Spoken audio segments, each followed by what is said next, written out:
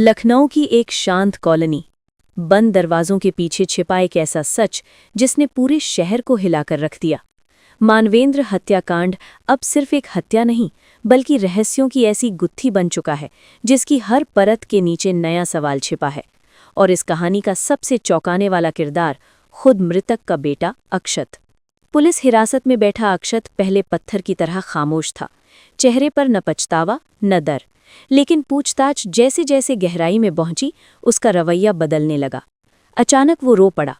उसने कहा, अगर मौका मिलता तो पापा का अंतिम संस्कार अकेले कर देता।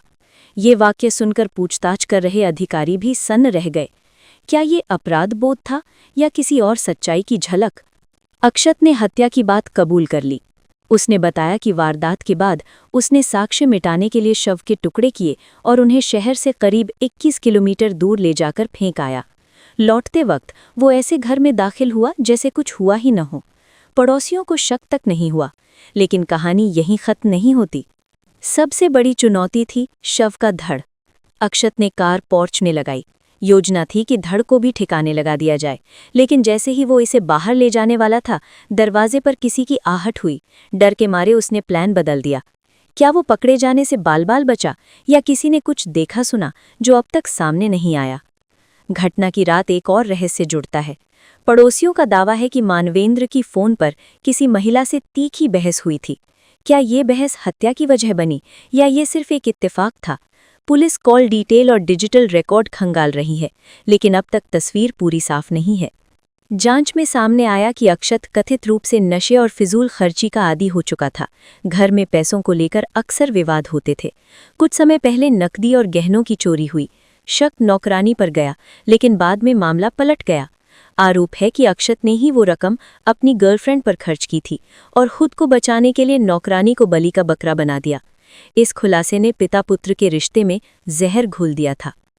एक घनी आबादी वाली कॉलोनी, अगर गोली चली तो आवाज किसी ने क्यों नहीं सुनी?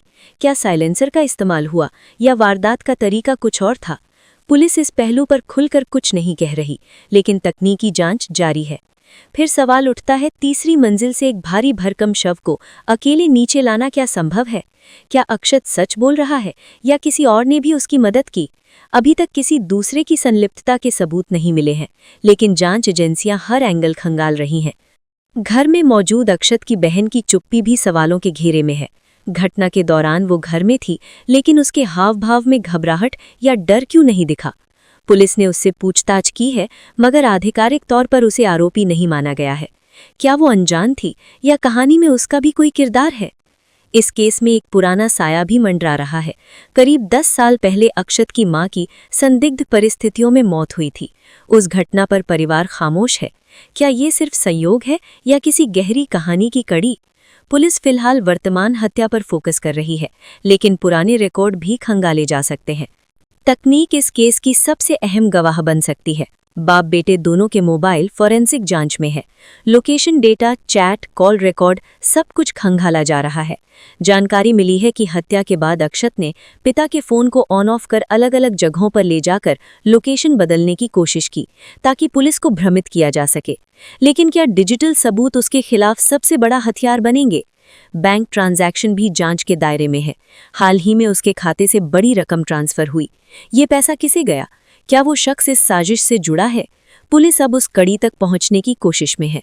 ये मामला सिर्फ एक हत्या की कहानी नहीं, बल्कि एक परिवार के भीतर टूटते रिश्तों, बढ़ती दूरियों और लालच नशे की खतरनाक परिणति की कहानी है। हर दिन नया खुलासा, हर मोड़ पर नया सवाल, और जवाब अभी अधूरे। क्या अक्षत ने अकेले ये सब किया? क्या कोई और भी इस साजिश का हिस्सा है? क्या पुरानी पारिवारिक घटनाएं इस हत्या से जुड़ी हैं? इन सवालों के जवाब आने वाले दिनों में मिल सकते हैं।